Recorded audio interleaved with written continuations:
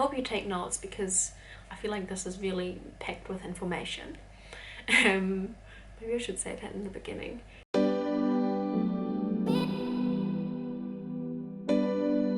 Hello, YouTube fam. I feel like I always say Insta fam, YouTube fam, where I show up, TikTok fam. Welcome back to my new video. So this one is gonna be about living, moving, traveling to New Zealand. I asked you guys if you're interested in a guide and I got so many requests and answers and yes, thumbs up. But then I decided, you know what, I'm gonna answer all your questions in this YouTube video because it's gonna take me some time to create a whole guide, and also I haven't been on the South Island for ages, so I would not be able to really include the South Island to the guide. So I was like, oh, maybe that's a project for the future. So I'll probably do like a South Island trip maybe next year or the year after, probably next year. But anyway, today I'm gonna answer your questions. This is probably gonna be a long video, but if you are planning to travel to New Zealand, this video is value packed for your travels. If you're planning to move to New Zealand, you can get some information out of this video as well, because I moved to New Zealand. If you don't know me and you stumbled across this account, I might just quickly introduce myself. Otherwise you can skip forward. I might put the time here where I stop introducing myself. So I'm Johanna, I am 26 years old now, oh my gosh. I moved to New Zealand 2019 when I was 23, or let's say it like that, I traveled to New Zealand with the goal of moving to New Zealand. So, and in this video I'm going to explain a little bit about my journey, my visas and all that, and why did I decide to move to New Zealand. I did work and travel in New Zealand. I feel like I said New Zealand like 1,000 times now. I did work and travel 2014-15 and I fell in love with this country and I always wanted to come back, and I had this vision and I worked hard and I made my dream come true and I came back in 2019.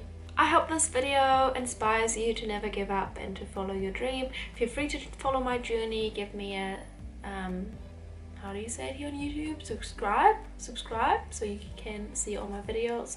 And I also have a playlist with my New Zealand travels, also with my preparing my travels, but that's still in German, so if you're from Germany you can watch that. If you are not from Germany, most of my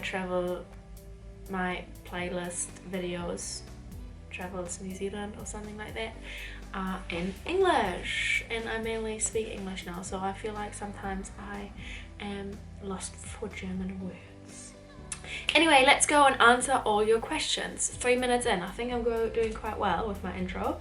Let's start with visa. How did you stay longer than 3 months with work allowance, and what was your visa process? So these are 2 questions and I'm gonna put them in one answer. So when I came to New Zealand 2014-15, I used my working holiday visa. You're only allowed to use that visa once, so once you've used it, you can't use it again. Then 2019, I spent I don't know how many hours on the immigration website to figure out how can I make this work. So I had 3 different plans. Traveling to New Zealand without a job on a visitor visa, that's what I did in the end. The other idea was to get someone to sponsor me before moving to New Zealand, which is really hard, but I gave it a shot and I had some interviews actually. And the last option was, I can't even remember. Anyway, I traveled to New Zealand as a visitor. As a visitor you can stay for 3 months, but you can extend your visa of a visitor visa for I think another 6 months. You just have to prove that you have enough funds to look after yourself, to live in New Zealand or to travel in New Zealand. So you have to send like a screenshot of your bank account and your travel plans and why you decide to stay longer. You're not allowed to work on that visa, so if you want to stay longer than 3 months, that would be an option, but you're not allowed to work on that visa. So if you work even like under the table, like cash, don't do that, because you don't want to risk that. So I had my 3 months visa, and while I was in New Zealand, I tried to figure out how I can stay here. It was really hard for me to get a sponsorship. I had some interviews, but the thing is, the employer has to prove that you're the only person available for this job. So they have to advertise it, and they have to show that all the people that applied for the job are not the right fit, and they really have to explain why you're the right fit. Definitely worth a shot, and definitely have a look on the immigration website. I know they've changed things over the last 3 years, and I know that now it's even a little bit harder to get someone to sponsor you, because I think they have to be like a specific company, and they have to be registered, or however you call it. I'm not 100% sure, so definitely worth checking the immigration website. They're changing things all the time. So last time I checked, even my new visa application was $1,000 less. Anyway, so yeah, definitely worth spending hours on the immigration website, even sending them an email. You can't lose anything by asking. So I decided then to study in New Zealand, and the whole process of signing up for studies was super easy. I signed up with EIT. First of all, it was the cheapest option, because studying in Auckland or Wellington is super expensive. And yeah, I decided to study at EIT, which was really convenient because it was in Hawke's Bay, and I love Hawke's Bay, and I wanted to live in Hawke's Bay anyway. So signed up there, got my student visa. If you have any questions about the student visa, please comment or send me a message, because if I explain all of this in here, it's probably going to be super long, and I actually think I have a video about it. It's probably in German. I'm going to take this here. So then I did my studies for a year, and after my studies I got a 3 years post-study visa, which is 3 years. And also the post-study visa obviously allows me to work here, so it's like a working visa, and the student visa also allowed me to work 20 hours a week, which is not much if you think about you have to pay rent and live. It is doable, like I did it, and also my friend Muriel, who studied here as well, had a 20-hour job and could live of it. Anyway, it's good if you have some savings. Okay, so I'm on the post-study visa now, and 2 weeks ago, I think, or maybe a week ago, I applied for my resident visa, because I met this amazing guy, Jules, who's my partner in crime, my boyfriend. We've been together for 1.5 years now, and with the partner residency visa, you have to prove that you've been living together for a year, and I moved in August, but I kind of been living here since like long before that, because it was more convenient to just stay here. But anyway, I moved in last year in August, so I could now apply for the residence partner of a New Zealander resident visa. Quite a long word. Anyway, that's what I'm waiting for now. So now that's about living in New Zealand, and I thought a question that fit to that was insurance wise. So when you're on a working visa, you automatically are or have the same benefits, is that how you say it, as a New Zealand person, resident, citizen. So I am automatically in the whole health system with the working visa. It's not the working holiday visa, remember that, and I think it wasn't in the student visa. I still had an international insurance with my student visa. I'm pretty sure about that. I'm not 100% sure. Maybe I'll look that up and make a little note in here if that was the case. But with the work visa, that's 3 years, I am automatically in the health system. So I can go to a doctor. I'm like, it's so hard to explain because it's so different in Germany.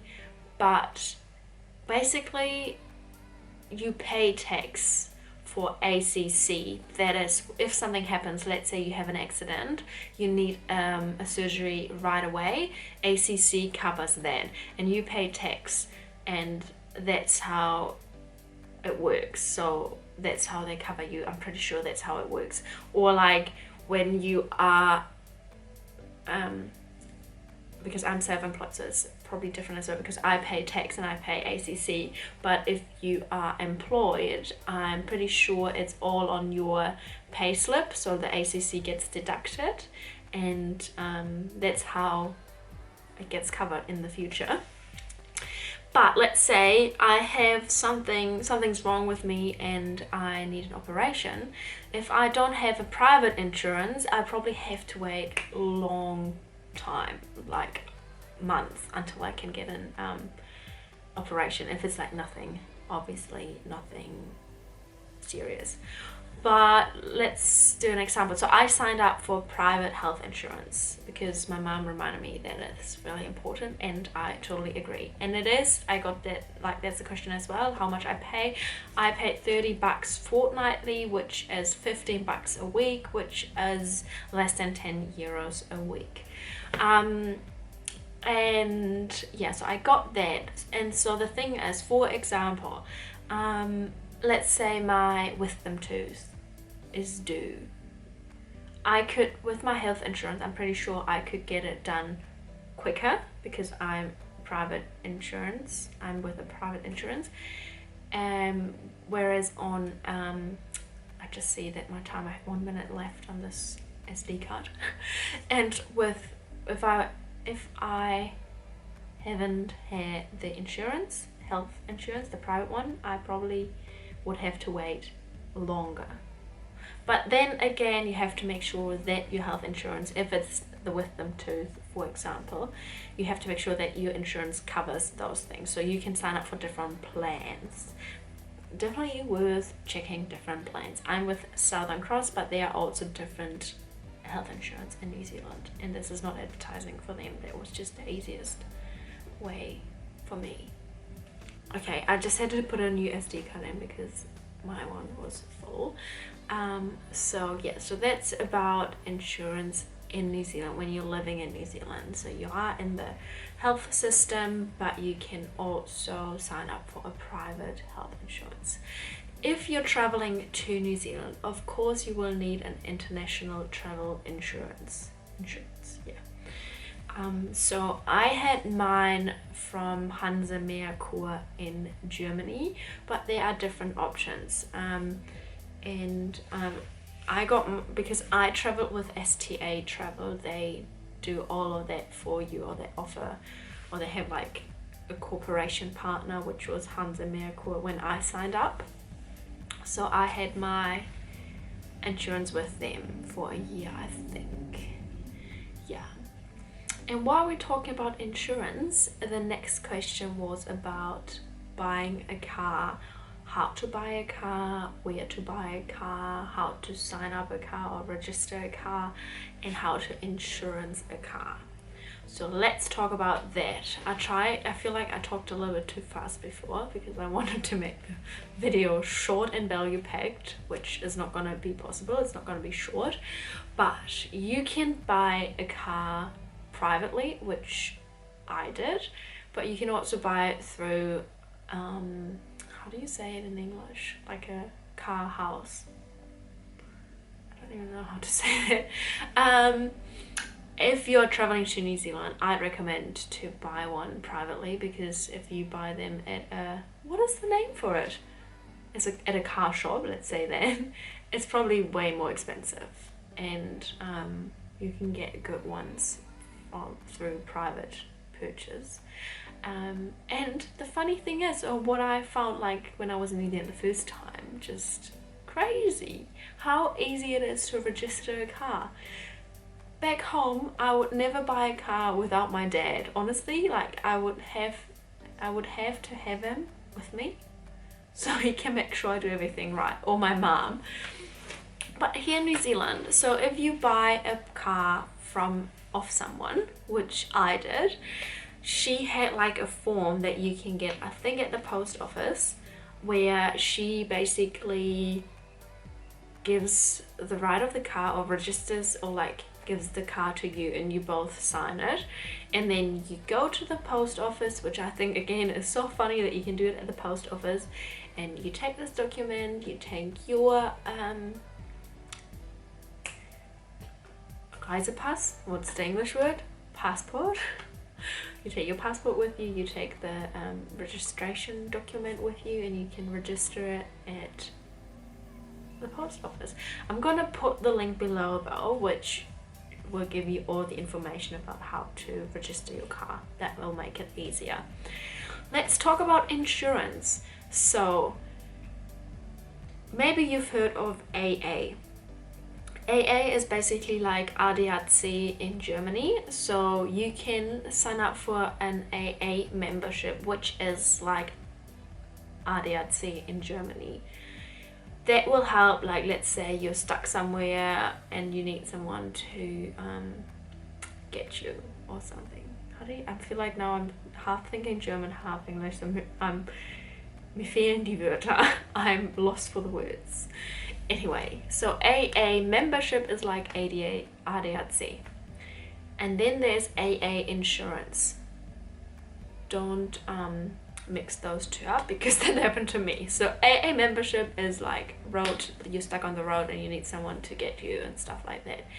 AA insurance is when you have an accident or bump into someone and all that. So AA insurance is really important to sign up, so you have those things covered in case of an accident. Next question was where to buy a car. They could probably fit better before that. Yeah, so you can buy it private through like Facebook groups are perfect for it. Honestly, I got mine through a Facebook group. So they have different Facebook groups. Just look up the city you're in, and I would recommend not buying a car in Auckland or Wellington, because they are the main cities where people or like travelers arrive, and of course they're going to be more expensive than in like little cities. So I wouldn't really recommend buying a car in Auckland or in Wellington. But then again, on the other side, people that leave through these countries and fly out and want to get rid of their car. So I don't know, it's kind of a win-win situation. You can get a cheap one because people are leaving and they just want to get rid of it, but it can also be really expensive because a lot of people want to buy cars in that town. So just keep an eye out, follow different Facebook groups of different cities and see what's in there for cars. You can also look on Trade Me. I think maybe mine was from Trade Me actually, I don't know. But my first car in New Zealand 2014-15 was through Facebook group? I don't know actually, I can't remember, but there are Facebook groups where you can have a look. And Facebook groups also leads to the next topic. Someone asked, where do you live when you do work and travel? So you're obviously not living in Facebook groups. That was such a funny joke.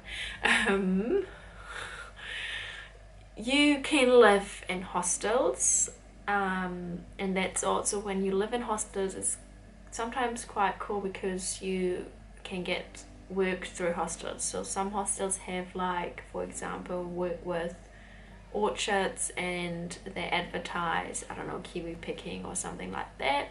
So sometimes it's really easy, not super easy, but you can find work through hostels. You can live in a flat. So for example, you can join a flat. You can look up again in Facebook groups, flatmates, Hawke's Bay, flatmates, Auckland, wherever you want to live, and apply and introduce yourself that you want to live with them. Sometimes it's crazy because sometimes living in a flat is as much as living in a hostel for a week. And I feel like if you live with people from New Zealand in a flat, it's so much nicer because you get to know the culture and like more people from around here than living in a hostel where you only meet backpackers, which are probably from the same country that you're from. But then again, it's really what you're after. If you're traveling through New Zealand, maybe you want to meet more like-minded people who are also traveling. So hostels are great to meet people who are traveling through New Zealand as well. But if you more like want to stay somewhere for like a year or 6 months, maybe living in a flat and starting like a life here would be an option. And you can find that through, I think you can even find it through Trade Me as well, like flatmates or like places to live. You can find hostels at Hostel World or on the app Hostel World. You can also do WWOOF. I've never done that, but that's basically you live with families on a farm most of the times, I think, or like people on a farm and help them, and in return of your work there you stay there, like have bed and food and all that. Don't know that much about that, but that would be an option as well. I hope you take notes because I feel like this is really packed with information. Maybe I should say that in the beginning. Anyway, what else? Best to get in touch with locals. So one thing I just said is moving into a flat. So let's say you stay somewhere for like 6 months, then it would make sense maybe to move into a flat and meet more locals. Also, I can always recommend to start a hobby. I started playing soccer again. I played soccer in Germany for quite a long time, so that was quite good for me to meet new people. But also if you learn like a new sport, like I've never heard of netball before, and that's really big here in New Zealand, and that would be maybe an option as well if you want to meet other girls or boys. You start playing rugby or football or any other, it doesn't have to be sports, any other hobby. That's how you can meet locals. What else?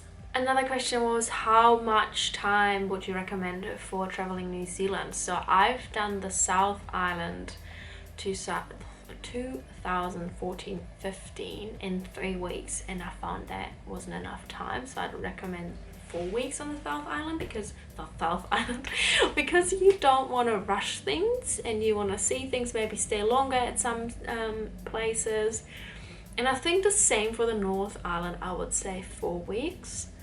And I feel like it's the best if you don't plan too strict, but depending on what time you arrive in New Zealand, you probably have to make sure you have your accommodations booked. I could imagine around Christmas it's quite busy. It's like the busy travel time, but things change with the whole tourism stopping here, so I'm not sure how it's gonna be when people come back in the country. Maybe it's easy to get an accommodation last minute, I don't know. But I think it's just so good when you travel through New Zealand, when you have the freedom to choose when to go where. So maybe you rent a camper van or you buy a camper van. Sometimes I always, from my first experience in New Zealand when I did work and travel, after that I recommend everyone to buy your car, because the thing is, when you buy your car you can sell it again and you get money back in, whereas if you rent a car or a camper van, you spend money on the camper van, renting it, you spend petrol money and you don't get anything back. Then again, camper vans are really cool because they have everything, but then on the other side, if you're backpacking, a mattress in the back will do. Honestly, that's what me and the girls did when I was traveling here ages ago, 2014. So when I was 18 after high school, we just had a mattress in the back and that worked fine. Yeah, you can even get a bigger car, or you can even buy a camper van and then from like another backpacker and then just sell it afterwards. Do it up a little bit or something, or clean it and make it all cute, and then you sell it again. So I always recommend it to buy your own, but that's all up to you, and that's like how easy you want to have things, like, because sometimes something could be wrong with the car, and if it's a rental car you can probably just easily get a new one, but I have not that much experience about rental cars, sorry. And then I got asked about the best places to visit. Maybe you've seen my last video. I answered some questions in my last video as well, and as I said, I have a whole Travel New Zealand playlist, so have a look there. All the places on that playlist are on the North Island, because I haven't been on the South Island since I'm back in New Zealand. I think ages ago, like 2016 or 17, I filmed a YouTube video sharing my favorite spots, and there I think also shared the South Island, pretty sure, like the spots I've been to, but that's in German, so yeah, maybe have a look. Yeah. Another one that I got asked, what kind of things do you have to pack when traveling to New Zealand? So in my playlist, preparing my trip to New Zealand. In German, Reisevorbereitungen in Neuseeland. Reisevorbereitungen, that's such a German word. Like, yeah, anyway. I show you guys what I packed in my backpack. So worth watching, have a look. Don't pack too much. Just the essentials, so that's for backpacking. Yeah. Okay guys, that's it. Thanks for watching. It's probably 30 minutes or longer. But I tried to answer all your questions and I hope you took notes. Otherwise you can watch the video again. It's gonna be online forever, and you can check out my other playlists all about living in New Zealand. I did Q&As in the past about studying in New Zealand, live updates about my visa and all that. So feel free to have a look and feel free to text me on Instagram. If you have any questions, I always try to answer them all. And good luck with your travels, and enjoy planning, enjoy traveling, and feel free to contact me when you're in New Zealand, or maybe I see you around. And yeah, have a good day and see ya.